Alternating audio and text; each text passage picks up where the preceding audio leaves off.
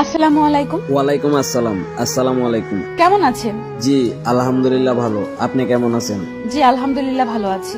আপনার কি বেশি অ্যাটিটিউড? কেন হঠাৎ এই কথা বললেন? মেসেজের উত্তর দিচ্ছেন না কেন? আসলে ম্যাডাম পেশায় ড্রাইভার তো গাড়ি চালানোর সময় ফোনটা চেক করতে পারি না তাই। ও, আপনার বাসা কোথায়? বাংলাদেশের প্রত্যেকটা ট্রাক টার্মিনালের পার্কিং এ। আর আপনার? ঢাকা।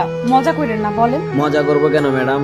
প্রত্যেকটা ড্রাইভারেরই ওই গাড়ির কেবিনটাই ঘর বাড়ি, আর তাদের ঠিকানা বলতে রাস্তার পাশে থাকা ওই পার্কিং গুলি। ও মা, তাই? আপনার নাম কি? আপনি কে ম্যাডাম?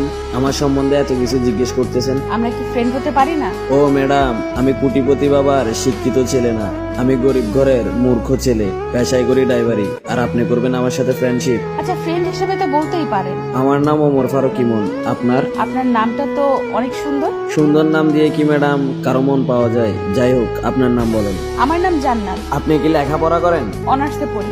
আপনার বাসার সবাই কেমন আছে? আলহামদুলিল্লাহ সবাই ভালো আছে। আপনার? জি আলহামদুলিল্লাহ ভালো। আপনার বাসা কোথায় বললেন না তো?